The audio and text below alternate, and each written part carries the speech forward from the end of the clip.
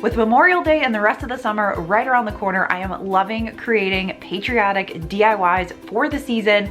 Today, I'm going to be sharing with you some of the best blanks that you can find at Dollar Tree right now to give your home that Pinterest or Etsy inspired look on a budget, so stay tuned. I want to thank Bright Cellars for sponsoring today's video. We will talk about them in a little bit. And also today I will be using my Cricut on a lot of these projects. However, you can definitely make them over with the free printables and cut files that I will link down below if you do not have a Cricut. First up is this black and white firework sign. I did a flower market version of this and I loved it, so I had to grab another one of these wedding signs. In my Dollar Tree, they've been in the picture frame aisle, and this makeover is so simple. I just took 2 coats of white Waverly chalk paint, covered up the letters, cut out this decal on my Cricut, which is a free download on my blog. I will link everything down below. You can also transfer this over with the pencil or tracing paper method. So if you don't have a Cricut, you could easily trace this and use a Sharpie.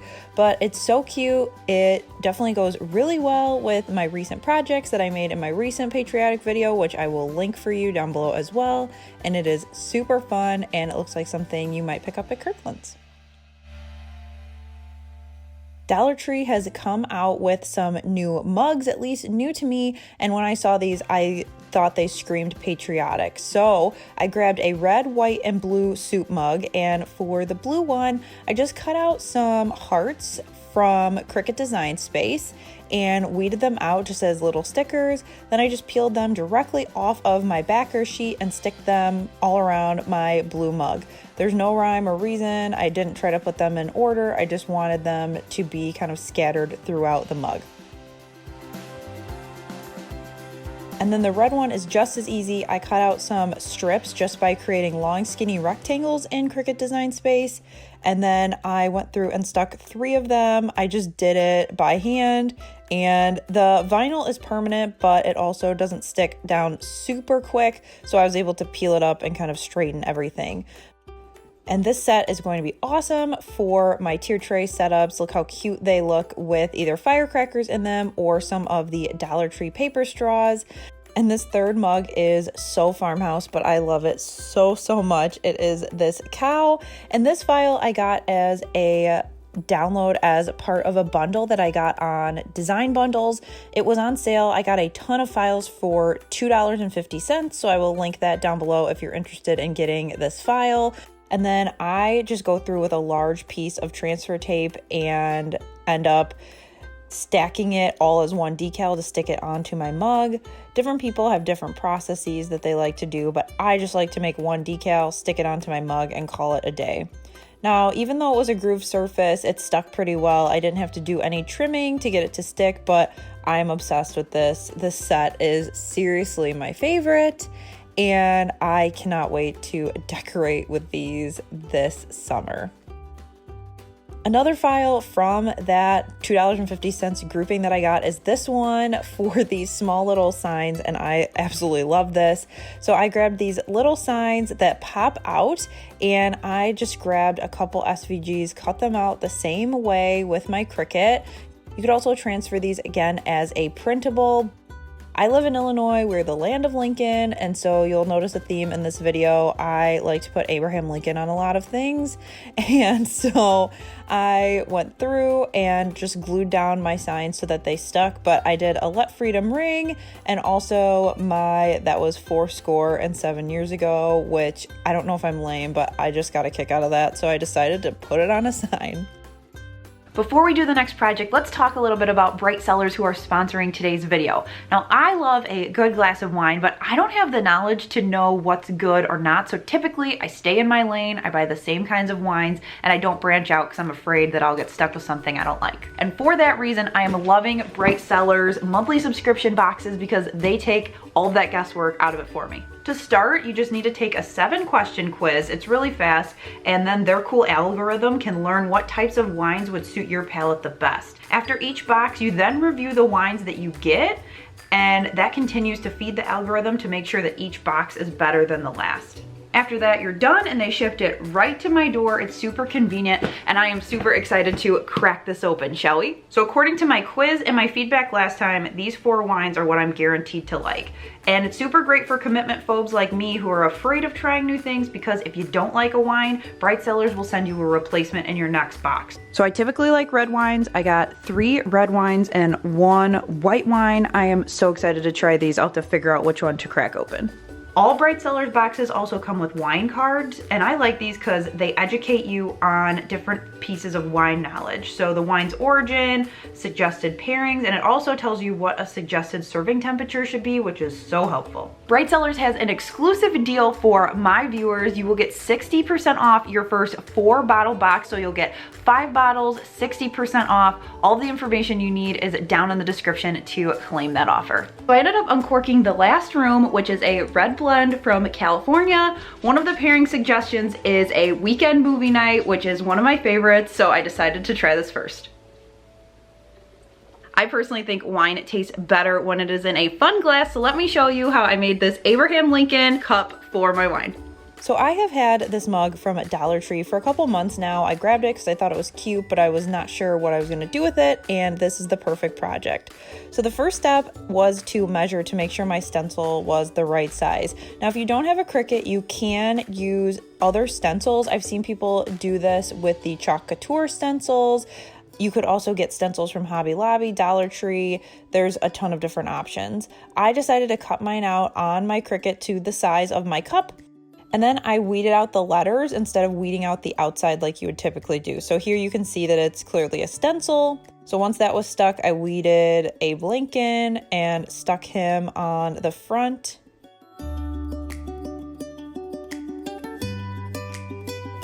Then after I covered any open areas with painter's tape, I grabbed some Armor Etch. This bottle was $10 at Hobby Lobby, but honestly, it will last you for forever. You don't need a lot.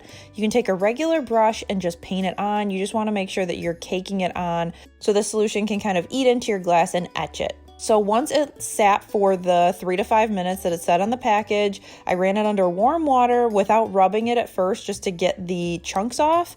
And then I took my fingers and peeled off my vinyl. It comes off pretty easily. And while you're watching, a lot of people freak out because the etching kind of goes away, but it does that when it's wet. When it is dry, you'll be able to see it.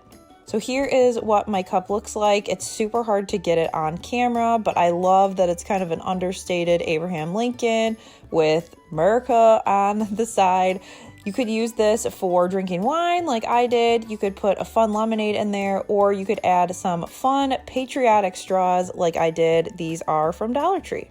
In the same vein, I found this cute glass container with a clear lid in the bowls and glassware aisle at Dollar Tree. I decided to follow the same process and put 4 different things on the outside, just etch it with the same process. And then I just added some fun little red lifesavers in there for a little candy jar. I did Proud to be an American. This one says That's My Lady with Lady Liberty, some patriotic sunglasses, and finally a USA. These are all part of that bundle that I downloaded, so check the description if you're interested in grabbing one of those. This could also be a great container for utensils or straws at a barbecue. Now, I recently ran into Hobby Lobby for something else, and I loved these book stacks so much, but their stuff isn't on sale yet, and I couldn't bring myself to pay that price. So I decided to dupe it with Dollar Tree items myself. So this book stack is actually a crate, and I went through first and foremost and stained the whole thing with my favorite Dark Walnut by Minwax. I wanted to have that warm, rich wood tone underneath my paint. Once that was dry, I brought it inside and I started to paint my books. So I did red on the top, then white, then blue. So I painted each of the sides where you could easily see that there's a line, as well as kind of making my own line around the edges. So if you see it on the ends, it still looks like 3 different colored pieces are stacked. And while the red and the blue were drying, I decided to do my flag underneath up top. So I painted a corner blue. I tried to eyeball it as best I could, but I had to end up, here you'll see, going back and just tweaking it a little bit. I would recommend waiting to paint this until you cut out your decal, but it worked just fine for me. Once I painted the remaining area red, the other pieces were dry enough for me to paint the white book, if you will, in the center.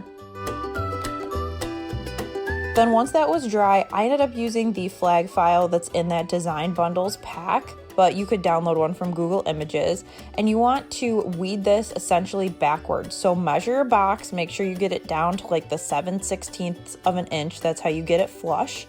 And then I cut it out, just put it on to some transfer tape.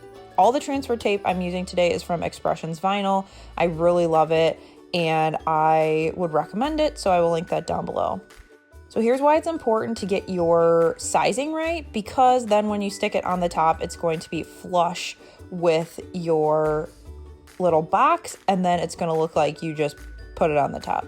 Then my last step was to go through with just a typewriter font in Cricut Design Space. I just typed in typewriter and picked one that I liked, sized it to my individual pieces. Here I didn't do anything above a height of 3/4 of an inch to get it all to fit, and I did the exact same wording as the Hobby Lobby inspo.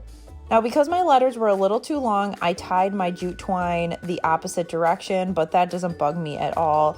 I honestly am so happy with how this turns out. I showed Alex the picture of the one at Hobby Lobby and he couldn't tell the difference, so I'm going to take that as a win. This is going to be awesome for just little vignette setups or tiered trays, and the possibilities are endless with this.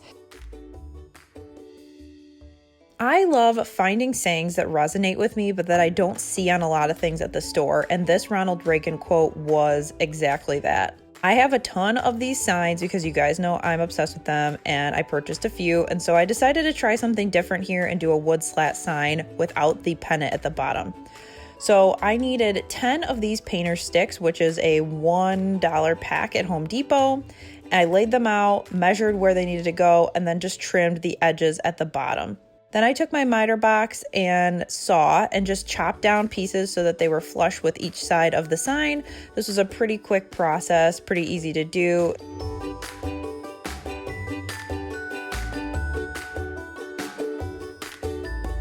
And then I made sure to just take a little quick sanding to the ends just because they are a little rough after you saw them off. Then I just took some regular hot glue and glued them all down onto the sign so that it just looked like a big wood slat sign. I was short on time this day, so instead of going outside, staining, doing that whole rigmarole and waiting, I decided to use my Waverly Antique Wax. Went through and used it just as stain, put it on, wiped it off with a paper towel. You don't have the fumes and it dries so much quicker. It dries about as quick as paint.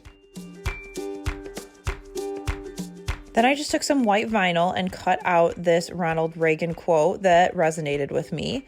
Now, I did want to be transparent and let you know that I did put these letters on. I cut it too big. I don't know what I did. I tried to salvage it. It was awful, so I pulled off all of those letters and started again. So when everybody asks if I have craft fails, yes, I do, and here is proof. Anyway, I got it down to the right size, stuck it down, and just with a little bit of elbow grease got it to stick. And then to finish it off, I just glued this little truck that I pulled off a yard stake sign, also from Dollar Tree. Especially with Memorial Day coming up, this quote really resonated with me. I saw it on Pinterest on a large wood sign, and this is perfect for the wreath that goes above our coffee bar. You could put whatever quote that you want on here. You could also do different hymnals, different songs. You could really customize it any way that you want, but this particular cut file is free over on my blog because I designed it. Up next, any Tom Petty fans in the house? I am so excited with this graphic that I designed. I decided that I wanted it a little bit bigger, so I did a reverse canvas. So this is just a cheap canvas I had laying around. I don't believe this is from Dollar Tree, but you can definitely get these from Dollar Tree. I just wanted to use what I had. I popped out all of the staples and pulled off the canvas piece to leave my wood frame. Then I did the same paint stain wax method that I did on the last project and went through and just used the antique wax instead of actually staining it. If you've got a stain that you love that matches your house, you can do that. There's a ton of different options. So while that was drying, I cut out my graphic. Again, this is another free one that you can find over on my blog, whiskeyandwhit.com. And the only difference here is that I cut this out on Easy Weed heat transfer vinyl in black, and you want to make sure that you mirror your cut on Cricut and that you also cut with the shiny side down. Then before I pressed it, I cut off the edges of that canvas piece, so then it was just as big as my frame. Got it centered, make sure it would work in the frame, and then I pressed it. You can absolutely press your Easy Weed heat transfer vinyl with an iron, but I just have an easy press, it makes it easy. Then the last step was to staple it down. Don't judge the fact that some of my infusible ink came off. I need to get a new mat. That was operator error on my end, but we'll just keep rolling with it. But I love this song. I love this quote. It's a little bit non-traditional patriotic, but I do love the quote. I saw it on a t-shirt and I was like, that is going in a graphic that I'm going to make for patriotic decor. I have seen cute little door hangers like this for forever, but they are pretty expensive online. And so I decided to take this mason jar from the patriotic release at Dollar Tree this year and make it over. So this is a huge sign. It's a great size. And once you pop stuff off, it starts ripping, and you can easily rip off, if you take a couple of minutes, the glitter. So you don't have to worry about sanding it. A lot of their patriotic stuff has been like that this year, and easy peasy, you've got an unfinished blank. So I took some painter's tape and just kind of taped off the top so that I knew where the white needed to go and to give myself a clean line. Then once the white was dry, I grabbed some gray in elephant chalk paint and did the top so that it had a little gray jar lid. Then I just kind of eyeballed and taped off the top left corner and painted that blue for my flag. And then when that was done, I swapped the tape so that I could create my stripes. I just used 1-inch painter's tape and kind of spaced it out with a little spacer piece. And then this is just red acrylic paint to do the lines.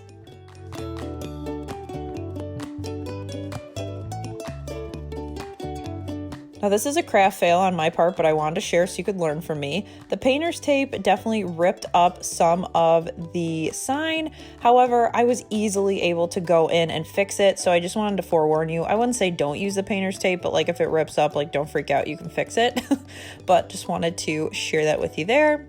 So then it was time to make my stars. So I just had this little wood cut out from a prior project. So I went through and traced some stars. Then I outlined it with white paint, and then I went through with a bigger paintbrush and painted the stars all white. My last step was to take a Sharpie and outline the stars so that it kind of popped and it looked a little cartoon-like. Then I took my Sharpie again and outlined the top where the jar lid was, as well as made a line around the entire thing. I added some details at the tops and the edges to make it pop.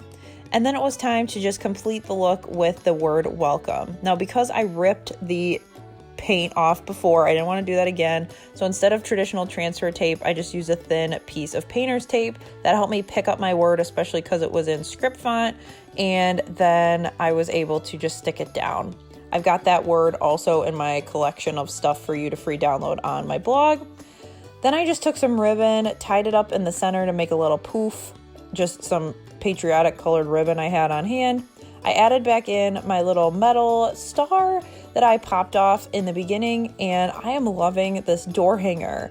It is super cute, fun, and whimsy. It's a little bit outside of what I normally do for signs, but I absolutely love it, and I cannot wait to figure out where I'm going to put it this year.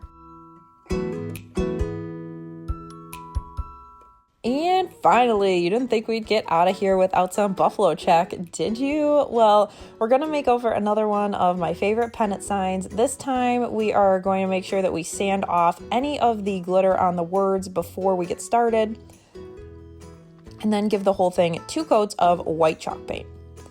While that's drying, I grabbed one of these color your own ornaments. This wood cutout is in the shape of the US, which I was so excited when I saw those. So while that stain was drying, it was time to come back and paint my buffalo check. So this is the technique I've been using for forever. Same thing, just different colors. So we are going to tape off our vertical stripes first. And if you are new or haven't done buffalo check before, don't worry, it is not scary.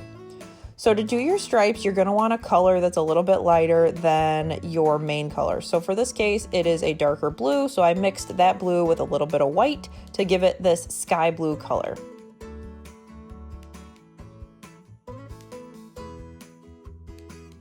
While my stripes were drying, I also took some of that antique wax and made that top strip a little bit darker just to kind of match my overall decor. So then once your stripes are dry, pull that tape off, put it aside, and then do the same process horizontally.